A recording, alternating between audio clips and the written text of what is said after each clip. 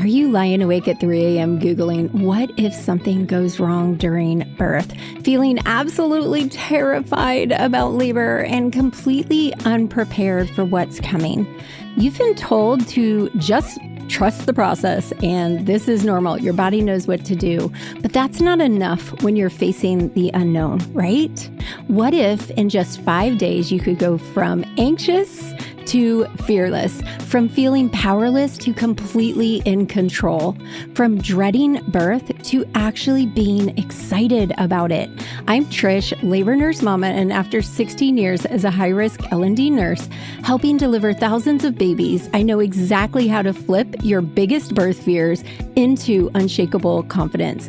In my free 5 days to a fear-free birth experience, you'll go from the fear of the unknown to completely understanding, from feeling powerless to staying in control, from terrified of the pain to confident in your ability, from worried about trauma to having the real prevention tools, and from having no voice to knowing hospital insider secrets. Join me September 29th through October 3rd, completely free. Register now at labornursemama.com/fearless. Your body was made for this baby. Let me show you how to believe it.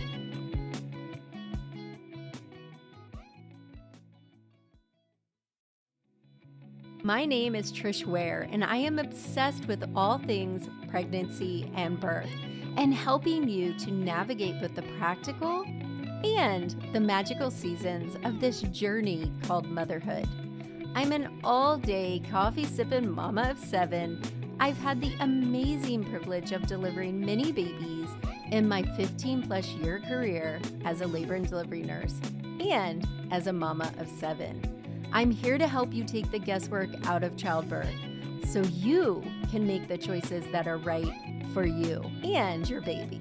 Quick note, this podcast is for educational purposes only and does not replace your medical advice. Check out our full disclaimer at the bottom of the show notes.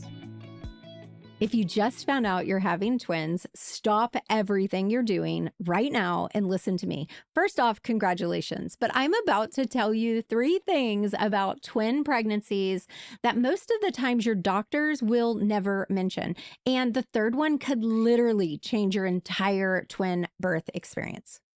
I'm Trish Ware. I've been a labor nurse for 16 years and I've delivered hundreds of twins. And I've seen what happens when mamas do not know what I'm about to share with you. So by the end of this video, you'll know the exact questions to ask your doctor, the hidden risks they don't discuss all the time, not all of them, and the one decision that 90% of twin mamas make that they later regret. And listen, even if you think you already know everything about twin pregnancies, even if you've read every book and talked to every expert, what I'm sharing today will shock you. Don't worry, this isn't about scaring you. Y'all know I'm not about scaring you. I am all about empowering you to have the birth you deserve. Let me tell you something. In my 16 years as a labor nurse, I have seen the most beautiful twin births and I have seen absolute chaos. And the difference is that the mamas who knew the things I'm about to teach you, that they were educated and prepared and understood their rights versus the ones who didn't. Here's what's wild. Twins account for about 3% of all births. So you have to be educated because if not, you're going to walk out of that birth with a lot of trauma. And we don't want that. So before we dive in, I need you to know, number one, I say this all the time, you can refuse anything, but should you? Remember that hospital policies are not laws, and you are the CEO of your twin birth, whether it's one baby or not, doesn't matter. You're still the boss of your birth. So the first thing doctors don't tell you is that not all twin pregnancies are created equally.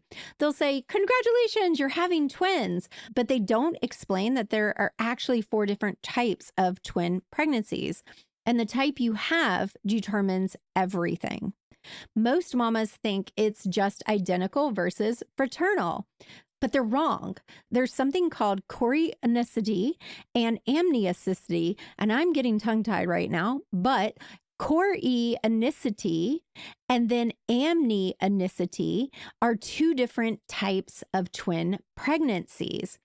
And I promise I'll make this simple for you. Think of it like this. Some twins are like roommates with separate apartments. Some are roommates who are sharing an apartment, but with separate bedrooms. And some roommates share everything, including the same bed. And the bed sharing twins, that changes your entire pregnancy management.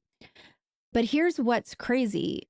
A lot of doctors don't tell you this right away. They don't explain this until you're like 20 plus weeks pregnant. And by then, some of your options have already been decided for you. And I don't want that for you. I had a mama last month who didn't find out she had mono twins until 28 weeks. Now, those are the twins sharing the bed. She spent the last 8 weeks of her pregnancy in the hospital because nobody explained this early enough to her, and she wasn't prepared for that time in the hospital, which if you're having mono twins, you very likely could have to stay in the antepartum unit. The second thing they don't tell you, and this one makes me a little aggravated, is about your delivery options. They automatically start talking about C-sections like that is what you have to do. But here's the truth. 60% of twins, number one, are delivered by C-section, but not because they have to be. A major study called the Twin Birth Study proved that for most twins, vaginal delivery is just as safe. But the kicker is that most doctors have lost the skills to deliver twins vaginally because they hop right to C-section. And that is an unnecessary C-section. So they're not offering you the option because they are not comfortable, not because it's not safe for you. So you have to ask a lot of questions. You have to interview doctors. You have to find a doctor who has been doing twin vaginal deliveries before you get the advice on which is best for you. And I have seen some mamas be told that they have to have a C-section when baby A is head down and both babies are great sizes. And there was absolutely no medical reason for surgery. I had a student that happened to her. She ended up switching providers at 35 weeks and she had an absolutely gorgeous, beautiful vaginal birth. So there's also something else about twin deliveries that they don't prepare you for. Something that happens in the operating room that nobody talks about you. And I'll talk about that in just a minute. The third thing, and this is a big one, is about timing. They'll tell you that twins come early, but they won't tell you that when your twins are born can be completely within your control for many twin pregnancies, not all, obviously. Standard protocol says let's deliver di twins at 38 weeks, mono di twins at 36 weeks. But here's what they don't tell you. These are the guidelines, not the laws. And for many mamas, waiting even one more week can mean the difference between a NICU stay for the babies or going home at the same time, which that is really important. I had a mama who was scheduled for induction at exactly 38 weeks with di twins. Inside my community with my students, and why I hang out with them a few times a month on Zoom, is we talk through these things and we call it baby step compromises. She asked for a baby step compromise and asked to wait until 39 weeks. She agreed to more monitoring because she said, if babies both look good, can we wait until 39 weeks? Her doctor said no. She actually switched providers, waited an extra week, did the compromise, more NSTs and BPPs, and both babies were born at 39 weeks, great weights, did not go to the NICU. But here's the thing, they make these decisions based on population statistics, not you. And y'all know I'm all about let's treat each and every pregnancy individually and what is going on with this mom. There is a way to advocate for individualized care that most mamas never learn. And that is something I teach inside my classes. I am so passionate about individualized care, whether you're an older mom, an IVF pregnancy, whether you have a higher weight, a BMI, whatever, you need to be individualized. Speaking of timing, there's something that happens during twin labor that they don't necessarily prepare you for, something about the time between baby A and baby B that can be absolutely terrifying for you if you don't know that it's normal. So let me tell you what really happens during a twin delivery so that you're prepared for that, because that is what I'm passionate about, you being prepared. So you're going to labor like normal. Yes, all my labor techniques work for twins as well. But then comes this moment, right? Baby A comes out and everyone's celebrating, so excited, but you're not done. Obviously, now you have to deliver baby B. But here's what a lot of moms don't know. Sometimes baby B decides to flip around. Sometimes they, will get a little wonky. And sometimes there can be like a 30-minute or more wait between the babies. And I've seen some moms who don't know that, they're not aware of that, and they panic because no one told them this was normal. And shocker again, doctors aren't always educating moms. And I've also seen some partners get kind of freak out. They think something's wrong. Like they almost think baby A comes out, baby B comes out. I've seen some medical teams rush in unnecessary interventions because they're impatient. So remember, we do things on your time. But here's the secret. If you know this is coming, if you understand what's happening, you can stay calm and advocate for a patient wait for baby B. Baby B just often needs time to settle into the right position after baby A, vacates the apartment. And there's something else. They're going to want to put you in the operating room just in case. Now, this isn't necessarily bad, but they don't tell you that you can still have your birth preferences honored even in the OR and make it almost like a birth room type of vibe, whether it's music.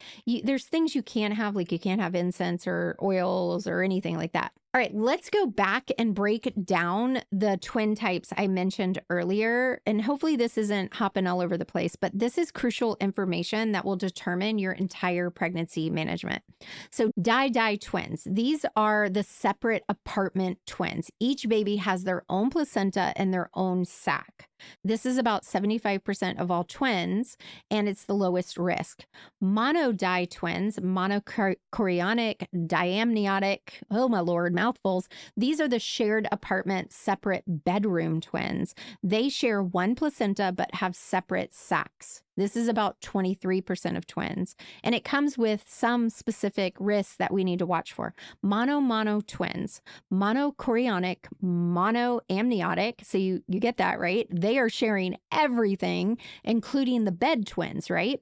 They're all in one bed, one placenta, one sac, both babies floating together. And this is only about 1% of twins, but it is the highest risk. Now, fun story.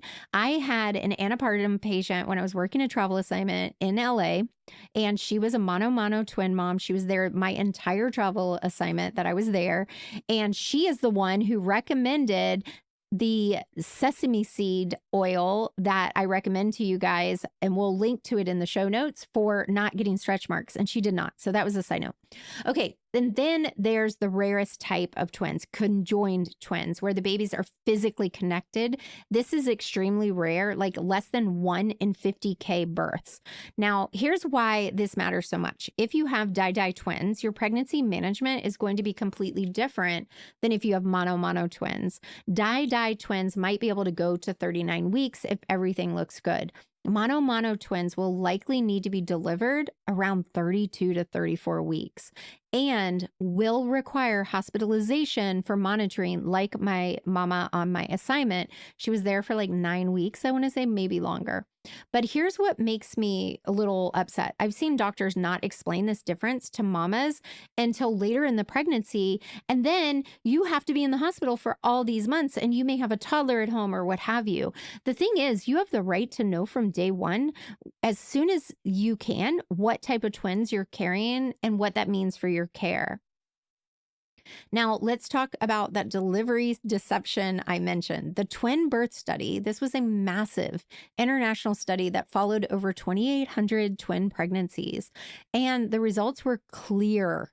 For twins where baby A is head down, planned vaginal delivery is just as safe as a planned C-section.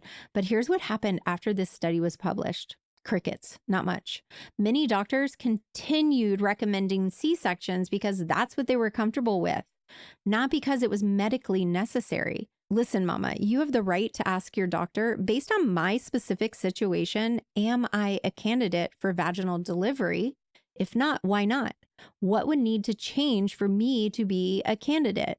Remember, I believe in individualized care. So if your doctor says you have to have a C-section just because you're having twins, that is a red light. That is a warning. And baby A is head down, like, girl, and there are no other complications. That's when you ask for a second opinion. Now, about that timing issue, the standard recommendations are based on population studies, but your pregnancy is yours. It's individual. If you have di twins and both babies are growing well and the placentas look healthy and you have no complications, there might be room to negotiate on timing, take those baby step compromises, right? The key questions to ask are, what specific indicators are we watching for that would tell us it's time to deliver? Are we delivering based on the calendar or based on how my babies are actually doing? What would need to happen for us to wait another week? And I want you to have these conversations. But here's something crucial. I'm not telling you to ignore medical advice at all, because I don't know your entire situation.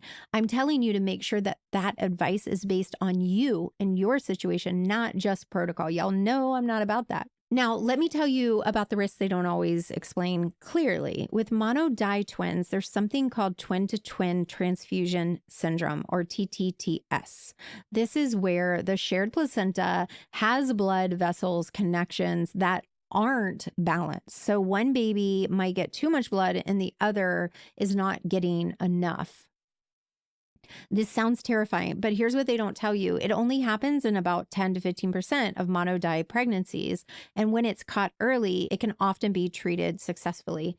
With mono twins, the biggest risk is a cord entanglement. Because remember, they're in the same bed rolling around. Both babies are floating in the same sack with their umbilical cords, and those cords can get tangled. So that's why you need to be in the hospital and be watch. This is why you're getting close monitoring and early delivery, because we don't want that to happen. But again, knowledge is power. So if you know you have mono twins, you can prepare mentally and practically for what being in the hospital means, because that hospitalization for the monitoring is definitely important, and probably a longer NICU stay. So you've got the antepartum stay and now a NICU stay. So you need to have it practically planned for your other children, if you have other children, or what that's going to look like for you and your partner. And getting prepared of what you want to have, visitors, all of that mentally will help you so much. Here's what I want you to know right now. If you are pregnant with twins, I want you to call your doctor's office tomorrow and ask your specific questions if you don't know them already. What type of twins am I carrying? Di, mono-di, or mono-mono? And what does this mean for my pregnancy management? What are the specific risks I should be aware of? And what are my delivery options based on my individual situation? And what can I do to optimize my pregnancy and my baby's outcomes? Because here's the thing. There's so much you can control, even with a twin pregnancy, and you probably feel like it's out of control, but you can control your nutrition, and your nutrition matters even more with twins. You can control your stress management matters. Your birth preferences still matter, and you can still have a beautiful, empowering birth experience with twins. You can still do skin to skin. You can still breastfeed. You can still have the support team you want, but I promise you, you need to be informed and you need to advocate for yourself. Let me tell you about Sarah. Sarah came to me at 32 weeks pregnant. She was having di twins. Her doctor had scheduled her for a C-section at 38 weeks. No discussion. Both babies were head down, growing perfectly, no complications. Now we're calling her Sarah because I don't want to violate any of my students, but Sarah, in quotes, asked why she couldn't try for a vaginal delivery. And her doctor said, we don't do that with twins. Did not say that that's not a good plan for you. It was a policy. And Sarah got a second opinion. Her new provider was experienced with twin vaginal delivery. She went into labor naturally at 38 weeks, funny enough, and had a beautiful vaginal delivery. Both babies went home with her and no NICU stay. The difference is that Sarah knew her rights and she wasn't afraid to advocate for herself. But I want to address something important. So you might be thinking, but Trish, isn't it safer to just do what my doctor says? Isn't it better to be safe than sorry? Obviously, I am crunchy with the side of medical, but I am not anti-medical intervention. I'm anti-unnecessary interventions, and that is the big difference. So if you have mono twins, yes, you need the close monitoring. You need the early delivery. If you develop TTTS, yes, you need intervention. If baby A is breech, a C-section might be your safest option. But if you have uncomplicated die twins with baby A head down, and your doctor is recommending a C-section just because that's what we do, then that's when you ask questions, because your body was made for these two babies. Twin pregnancies are higher risk, but higher risk doesn't mean high risk. It just means higher risk. It means we watch more closely and we're prepared for complications, but it doesn't mean complications are inevitable. This is where being educated and asking questions come in. So here's what I want you to remember. You are not a statistic. You are an individual with your own unique pregnancy, your own unique babies, and your own unique circumstances. The guidelines are starting points for discussion, not ending points for decision making. And mama, whatever happens with your twin pregnancy and delivery, you've got this. Your body's amazing. You're growing two humans. That is incredible. Like two actual freaking humans. But you deserve to be informed. You deserve to have your questions answered. You deserve to be treated as the queen of your birth, not as a passive patient who just goes along with whatever is decided for you. So here's your homework. Write down those questions that I mentioned. Call your doctor, get the information you need. And if you don't like the answers you're getting, remember, you can always get a second opinion. You can refuse anything, but you should make those decisions from a place of knowledge, not from fear.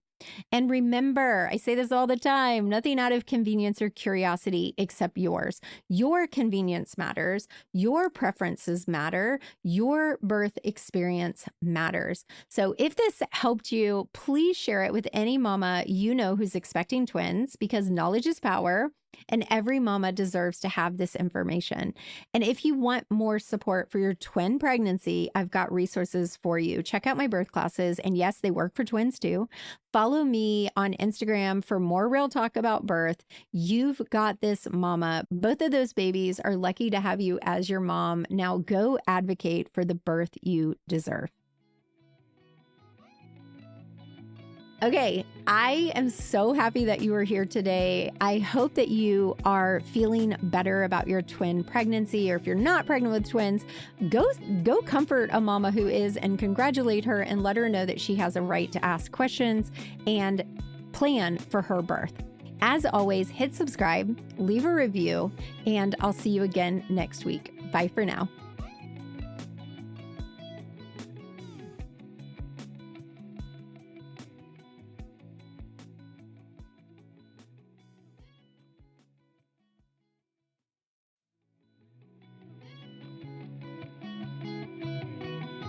Hey mama, just a quick reminder, if you're tired of being anxious about your birth, I've got something for you. Sign up for my free 5 days to a fear-free birth experience starting September 29th, where I'm going to show you exactly how to flip your biggest birth fears into confidence. In just 5 days, you'll go from scared to prepared. With my insider secrets, you'll know as much as I know as a 16-year labor and delivery nurse. Register free at labornursemama.com/fearless or upgrade to VIP for $27, and you're going to get so many extras. It starts September 29th, so register now.